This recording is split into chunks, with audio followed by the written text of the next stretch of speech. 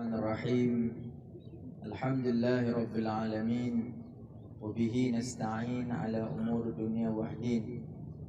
نحمده ونشكره ونستغفره ونستحليه ونتوب إليه، ونعوذ بالله من شرور أنفسنا ومن سيئات أعمالنا. من يهده الله فلا مضل له، ومن يضلله فلا هادي له. أشهد أن لا إله إلا الله وحده لا شريك له، وأشهد أن سيدنا محمدا عبده ورسوله.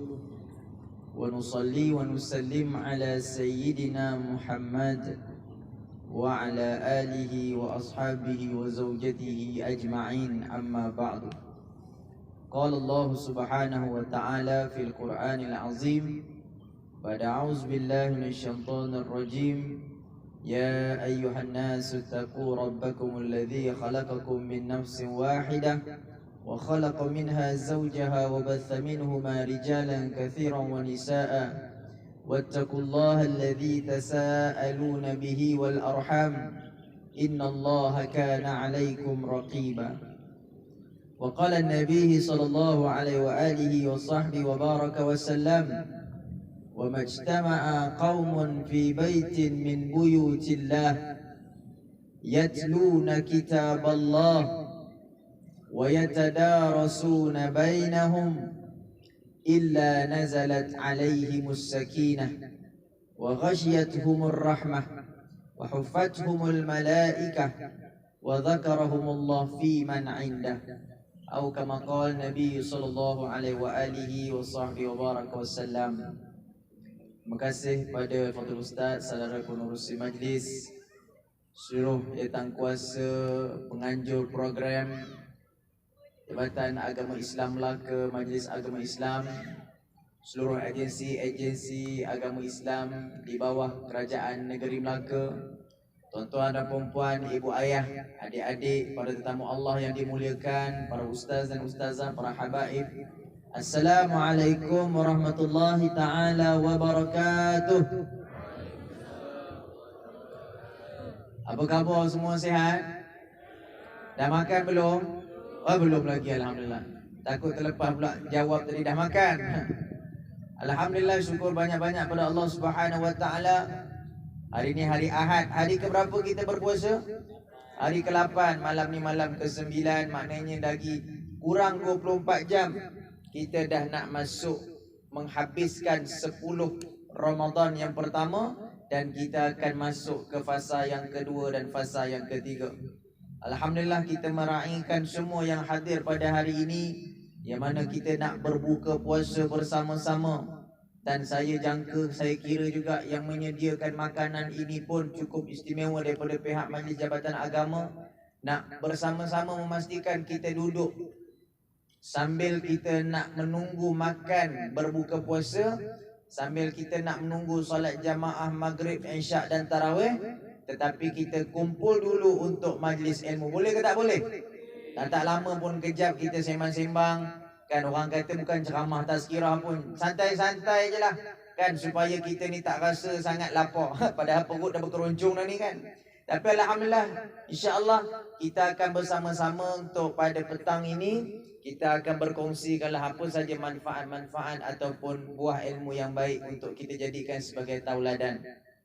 Tuan-tuan rahmati Allah, bulan Ramadan ni dia takkan jadi istimewa, dia tak akan jadi special.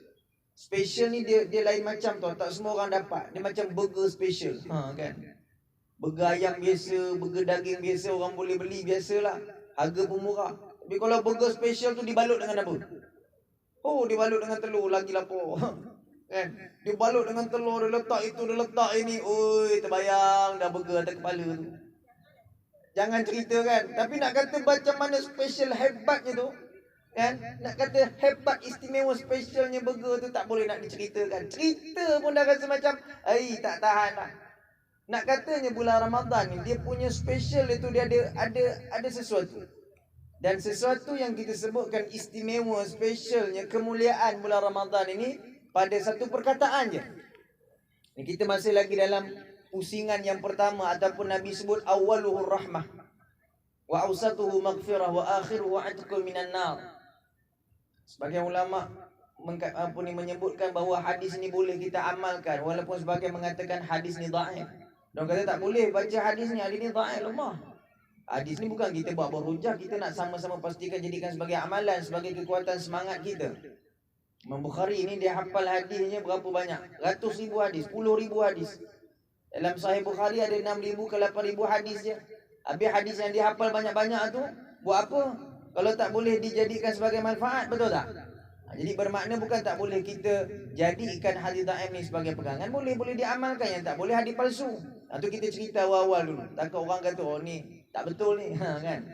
Jadi kata tuan-tuan rahmati Allah, satu benda yang disebutkan pada permulaan, awwaluhu rahmah wa awsatuhu maghfirah wa akhiruhu 'atqun minan nar. Awalnya puasa itu rahmah, pertengahan Ramadan itu adalah pengampunan, dan pengakhiran Ramadan itu pembebasan daripada api neraka.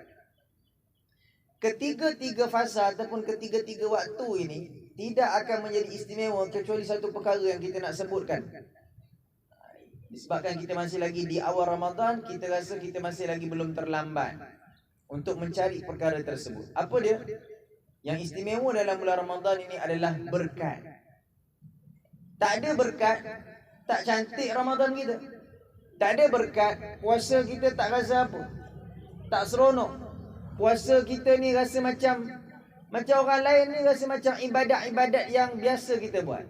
Tapi kalau orang yang dia rasa berkat tu, ada berkat dalam ibadah puasa, dia rasa macam seronoknya lah Ramadan ni kan.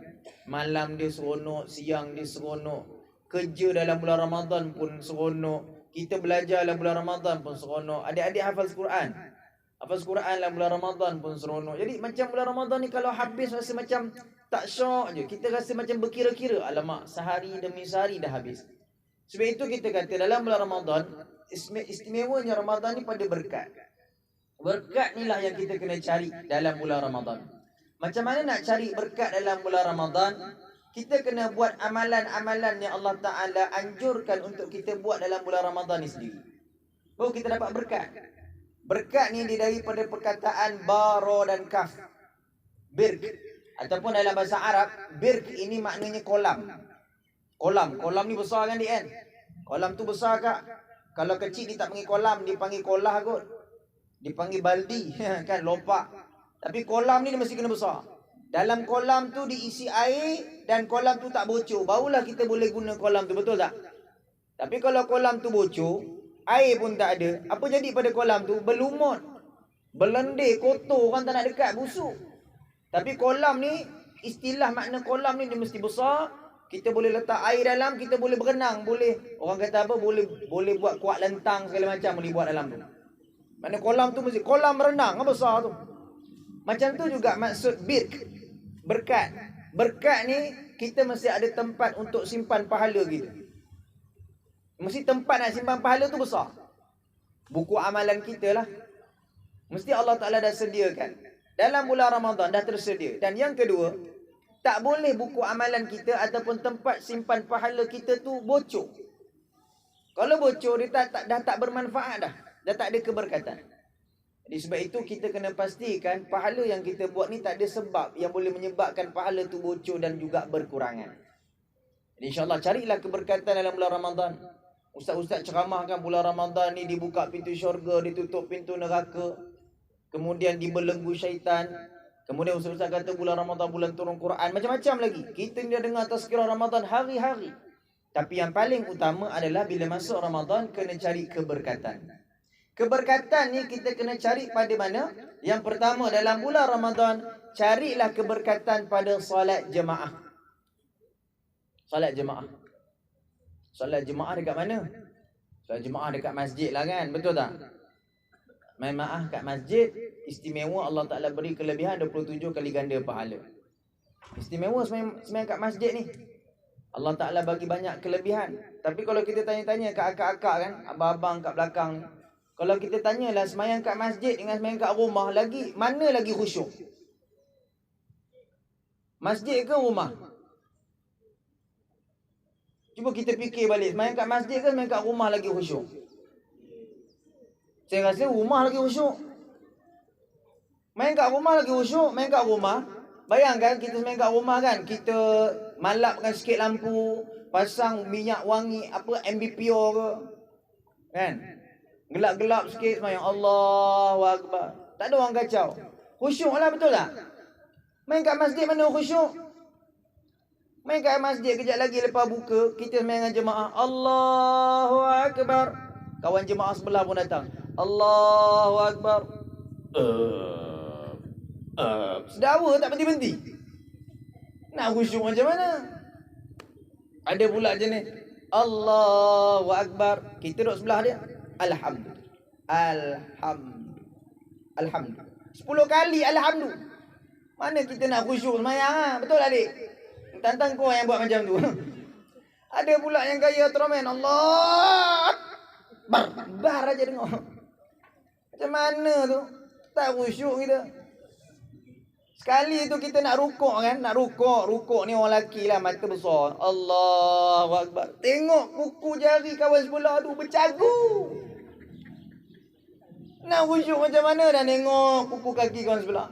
Orang perempuan gelak kan, orang perempuan pun sama kan, Allahu Akbar. Tengok orang depan, Telekung Siti Khadijah, lambang cinta abadi. 300 tu, naik kancil 300. Ada tak khusyuk tengah semayang?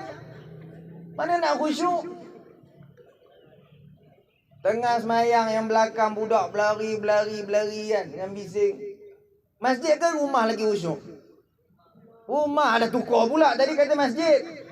Orang ni tak boleh lah. Cuba istiqomah sikit. Tapi macam mana pun masjid ni ada begitu keadaannya, orang perangai begitu, orang perangai macam ni kan. Macam mana pun kata Nabi, ahabbu biladu indallah masajiduha. Sebaik-baik tempat, semulia-mulia tempat, tempat yang paling Allah Ta'ala sayang adalah masjid. Walaupun kat masjid ni macam-macam perangai orangnya, macam-macam gaya jemaahnya, kita kena hadirkan diri kita ke masjid, ke surau untuk sama-sama melaksanakan solat jamaah. Kerana pada khusyuk itu akan hadir, kerana pada hidup kita solat kita akan datang berkat. Pada semayang kita kasih sayang, hidup kita bersilaturahim akan ditambahkan kelebihan dan juga kemuliaan di sisi Allah Subhanahu Wa Taala. Jadi carilah kelebihan-kelebihan yang ada pada masjid. Kan?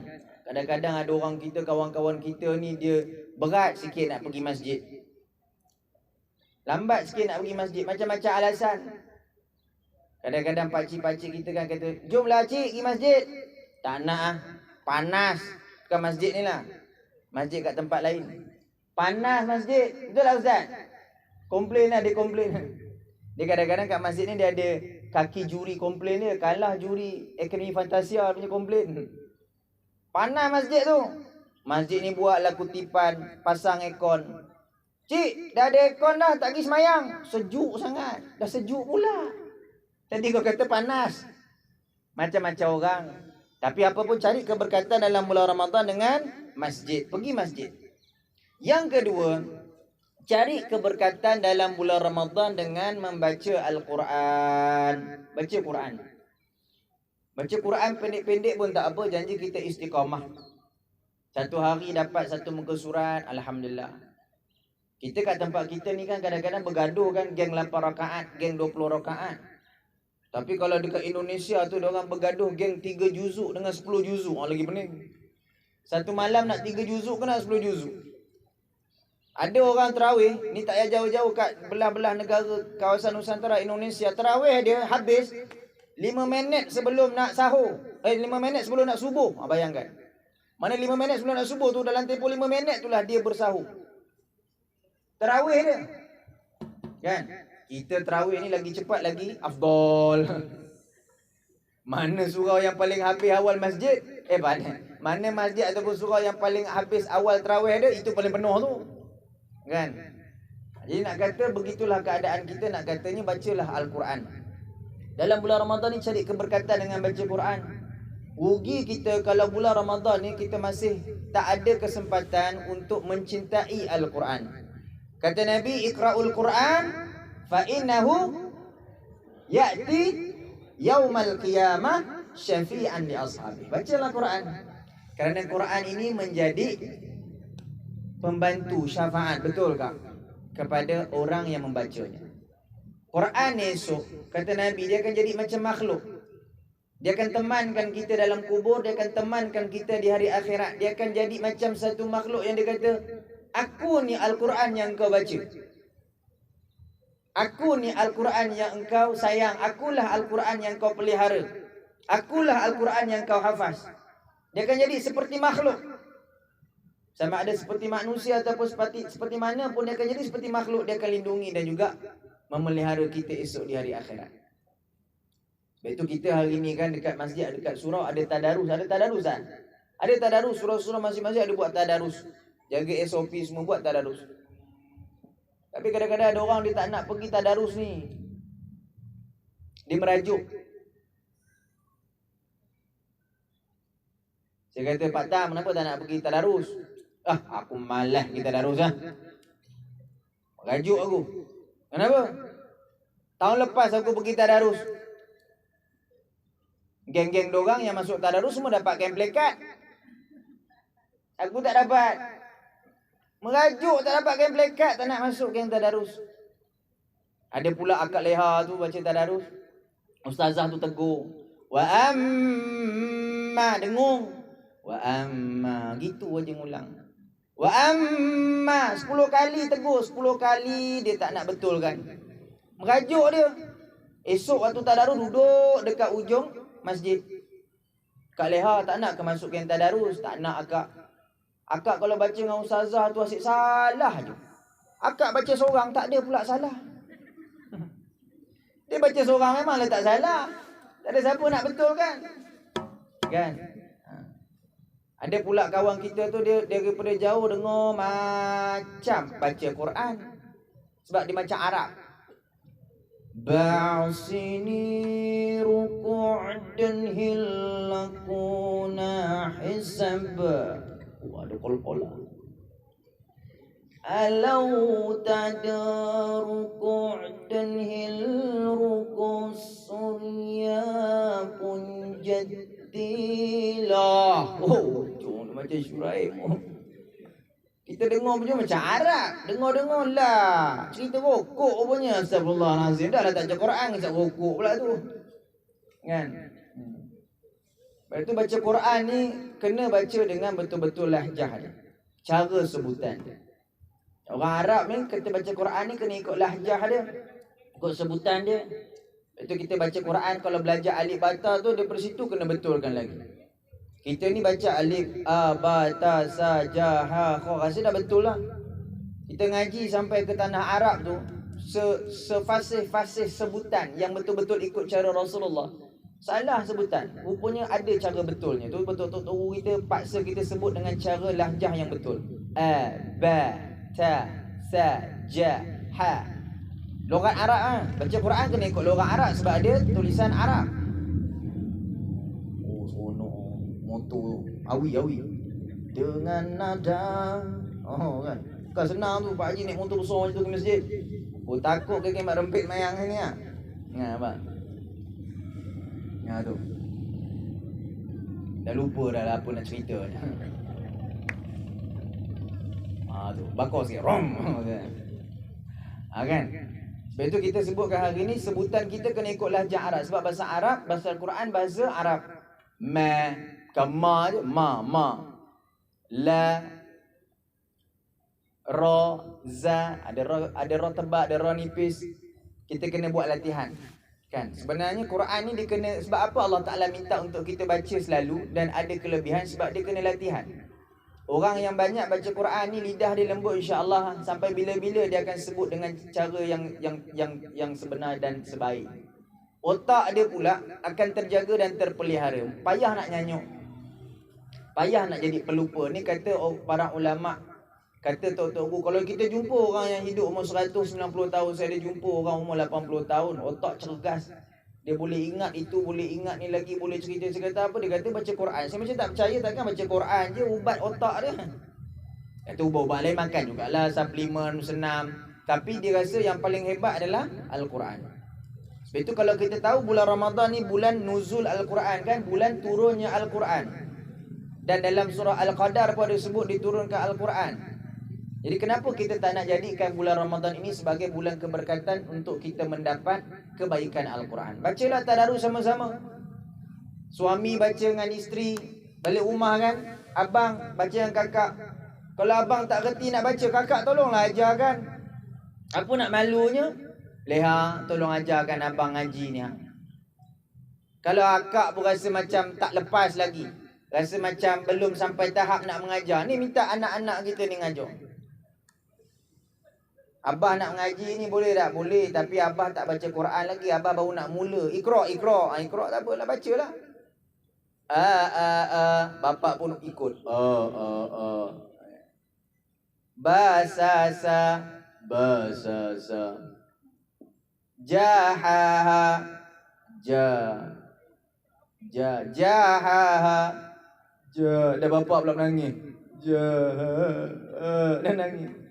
Kena tengking anak, kecil hati dia kan? Tapi nak macam mana pun buat, kenalah kita sama-sama untuk ngulang Quran. Buat latihan, baca sama-sama kita dekat rumah, insya-Allah akan bahagia. Baca Quran. Yang ketiga, cari keberkatan dengan istighfar, zikir. Istighfar ni hebat tau. Betul, istighfar ni ada kisah dia. Istighfar ni, sebelum kita nak cerita kisah dia, kelebihan istighfar ni, yang pertama, Allah Ta'ala mudahkan urusan. Ni Quran sebut, Allah Ta'ala mudahkan urusan. Yang kedua, Allah Ta'ala banyakkan rezeki. Banyakkan rezeki, tambahkan rezeki berlipat kali ganda dalam keadaan yang tak disangka-sangka. Istighfar. Yang ketiga, makbul doa orang yang baca istighfar. Makbul doa. Ni Quran sebut, disokong oleh Nabi. Astaghfirullah. Selalu kita sebut kan, amalkanlah. Astaghfirullah. Pendek je. Nak baca panjang boleh ustaz, lagi afdal. Astaghfirullahalazim allazi la ilaha illa huwal hayyul qayyum wa atubu ilaih. Lagi bagus. Nabi istighfar satu hari, dalam satu riwayat kata Imam Bukhari, Imam Muslim, 60 kali sehari, dan ada sebagai mengatakan 80 ke 70 kali sehari. Jadi kita ni kalau boleh bukan 60-70 juga, lebih daripada itu. 100,000 kali kita amalkan istighfar sama-sama.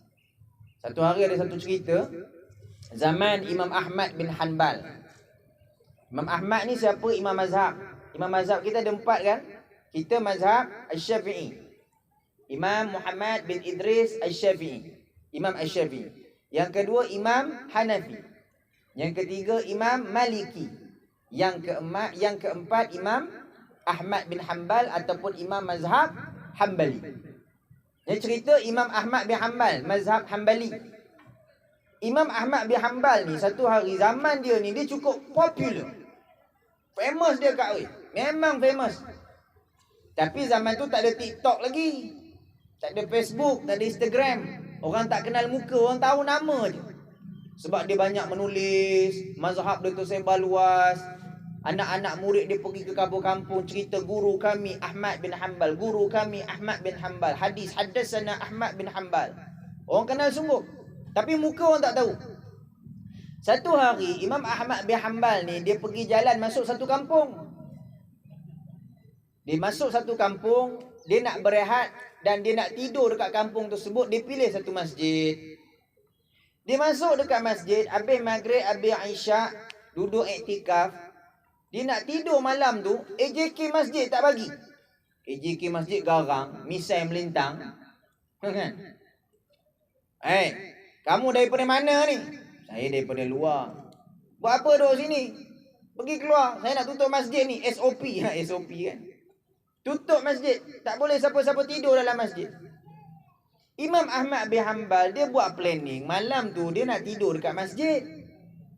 Dah kena halau, tak boleh tidur dekat masjid. Orang pun tak tahu dia Imam Ahmad bin Hanbal, bukan ada name tag.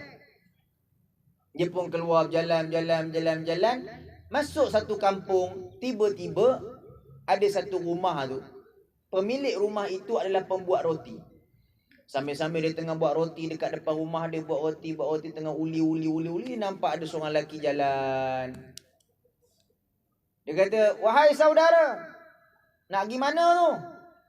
"Saya jalan-jalan kat sini ya. Ni dah malam ni, sejuk.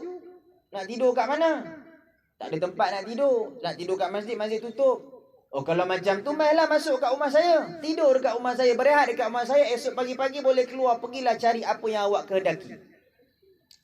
Jadi Imam Ahmad bin Hanbal pun bila orang ni pun kata macam dia tawarkan untuk tidur kat rumah dia. Orang pun nampak baik, ada pula roti, esok nak sarapan senang lah kan. Masuklah pergi rumah dia.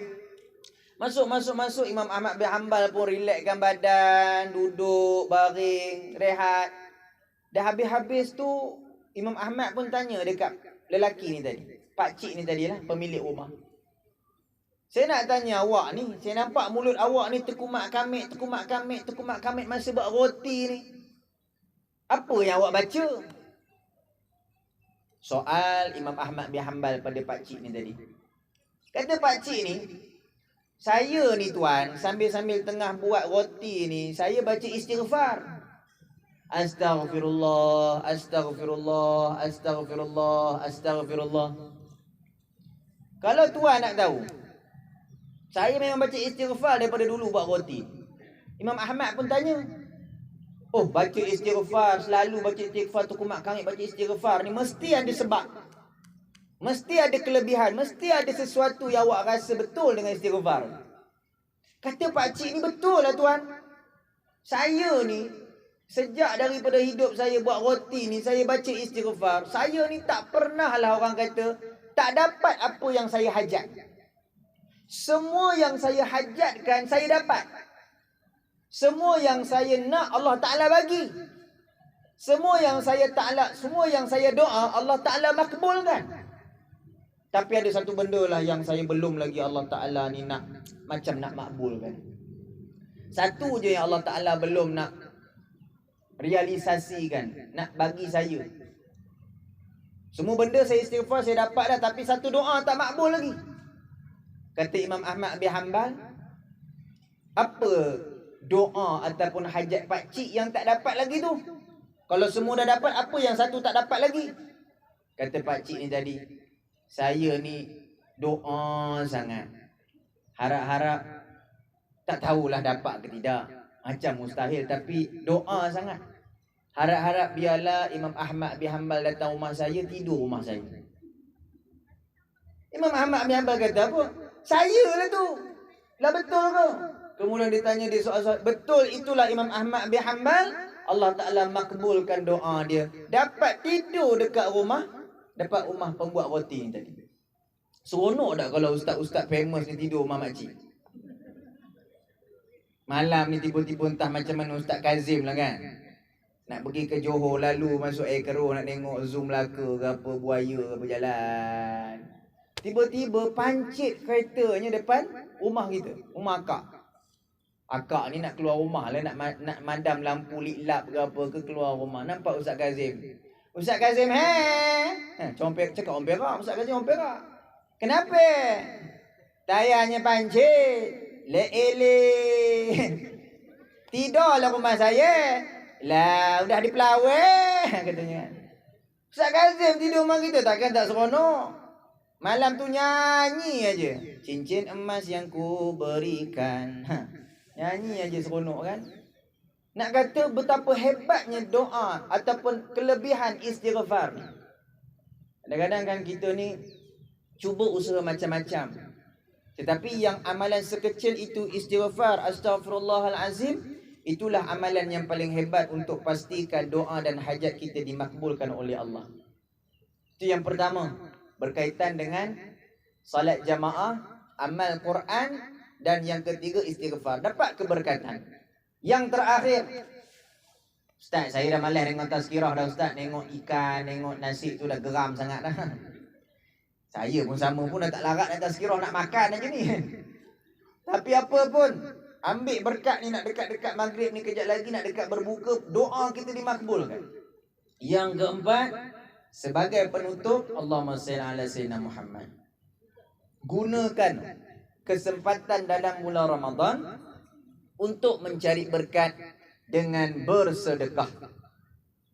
Sedekah yang paling utama dalam bulan Ramadan adalah memberi orang makan waktu berbuka puasa. Kata Nabi, barang siapa yang memberi makan kepada orang berpuasa, maka pahala seumpamanya tanpa dikurangkan walau sedikit pun. Kita jamu 100 orang makan berbuka puasa, 100 orang punya pahala puasa dapat dekat kita. Tapi kena ikhlas lah. Janganlah kita asyik ambil gambar daripada habis sampai awal, ambil gambar je. Saya yang taja, saya yang taja, saya yang taja. Tak payah cakap. 1-2 gambar cukup lah. Buat dokumentasi, betul tak Ustaz? Masuk dalam dokumen Jabatan Agama, cukup ah. Yang lain-lain tak boleh Jabatan Agama bekerja kalau kita individu seorang. Hingga nanti boleh menghilangkan rasa ikhlas. Hingga nanti boleh menghilangkan rasa nak sedekah. Yang lebih banyaknya adalah takabur. Aku punya amalan lebih banyak daripada orang lain. Tak nak macam tu. Tapi yang paling penting kita buat. Cuba buat. Bukan payah. Tadi saya lalu on the way, tadi tengok orang parking sampai tepi-tepi jalan tu. Ada bazar Ramadan dalam tu. Apa nama bazar Ramadan dalam tu? Nak singgah tengok tazkirah dah nak pukul 6 dah. Nak singgah juga cari tepung pelita. Tepung pelita. Pelitanya je, tepung tak ada. Kan, tapi nak kata apa? Kita belilah apa yang kita nak. Rasa macam tak larat nak mampu nak makan, bagi jiran kat sebelah. Tak rugi pun. Kan? Rasa teringin nak makan tu, nak makan ni, nak makan roti john cheese lah, Travolta, macam-macam nama. Roti john Doremi pun ada. Nak makan 10 roti john, mana larat. Tapi duit tu ada, beli. Beli. Jangan tahan-tahan. Tapi jangan tak makan, kita membazir. Bagi dekat orang yang kita boleh sedekahkan. Bagi kat surau masjid. Ini orang masjid asyik makan kurma je. Pening kepala Tok Imam. Kan? Nasi tak dia tak baginya unta. Kurma unta. Mentang-mentang orang masjid. Bagilah oyster cheese ke, takoyaki ke, makanan Jepun. Barulah Tok Siap tu belik apa kena menye ni. Cekodok apa ada mayonis. Bagilah. Kan supaya apa? Supaya ada rasa nak bagi makan pada orang, sedekah. Dan kita tahu kat sini pun orang yang kita makan ni pun hasil daripada sumbangan dan tajaan orang ramai. Tak hina pun makan hasil sedekah orang ni tuan-tuan. Kita ni doakan pula daripada orang yang memberikan sedekah. Allah besar pahalanya tuan-tuan. Kita amalkan sama-sama. Carilah mana-mana pun peluang. Ambil peluang, bagi sikit walaupun seteguk air. Esok Allah Ta'ala akan hilangkan haus kita waktu di padang mahsyar. Betul kalau kat Mekah adik-adik Madinah kan, Tok Guru ajar kat kita ni benda paling simple, tak payah pakai duit kita pun. Ambil cawan, ambil air zam-zam tu, isi, cari 2-3 orang, 2 tangan boleh bawa 2 tangan, 2 cawan air, bagi kat orang tengah semayang baca Quran, buat lagi. Sampai kita rasa macam dah kot, keluar.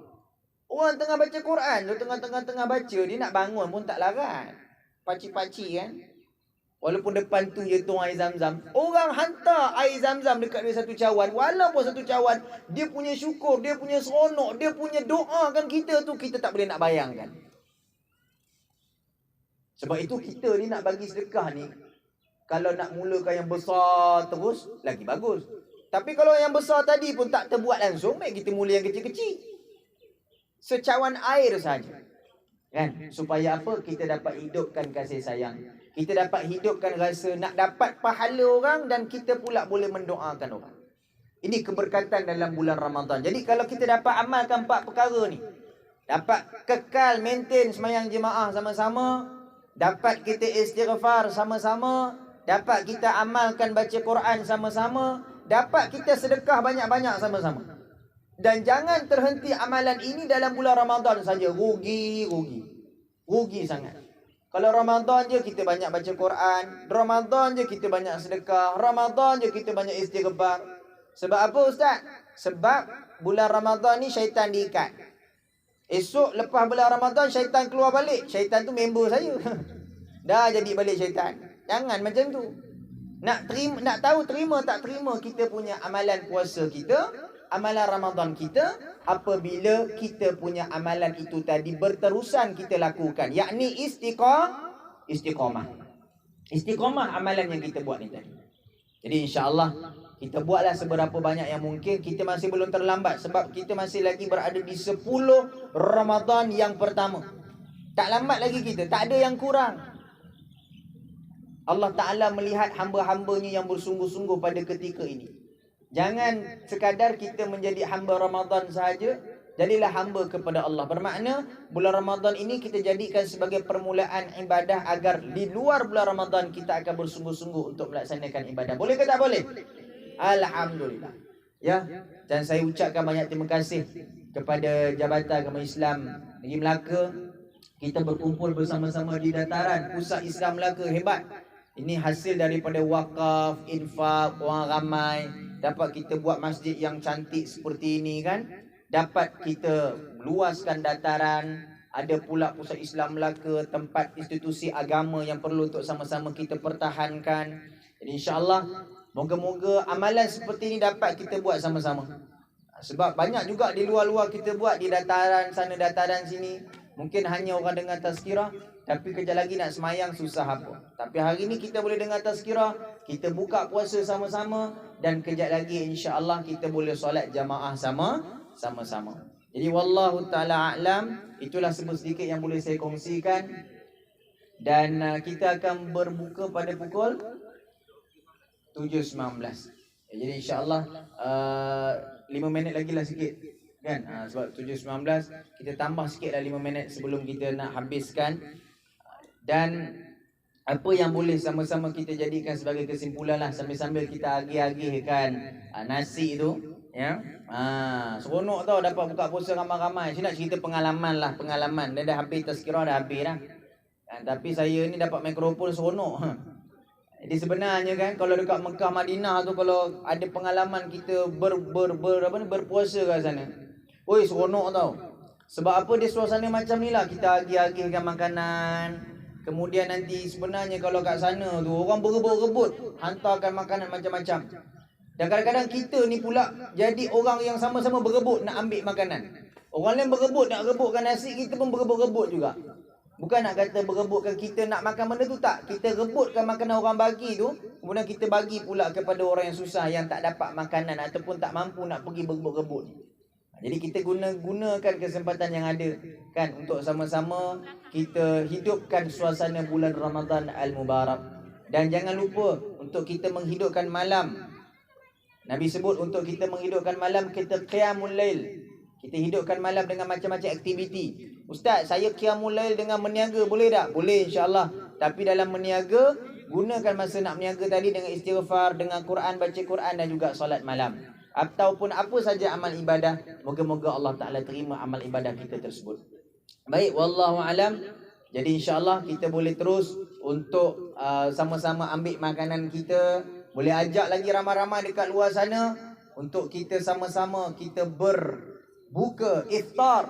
Nak berbuka puasa iftar ni ataupun waktu ini adalah waktu yang sangat mustajab kita membaca doa. Jadi pohonlah doa pada Allah Subhanahu Wa Taala dengan sebaik-baiknya. InsyaAllah moga-moga Allah Ta'ala terima segala kebaikan kita. Dan insyaAllah wallahu alam, sekadar saja daripada saya. Terima kasih atas yang menjemput. Terima kasih pada semua yang hadir. Kita bertemu lagi pada waktu yang akan datang. Assalamualaikum warahmatullahi ta'ala wabarakatuh. Okey. Ada tu ada. Okey.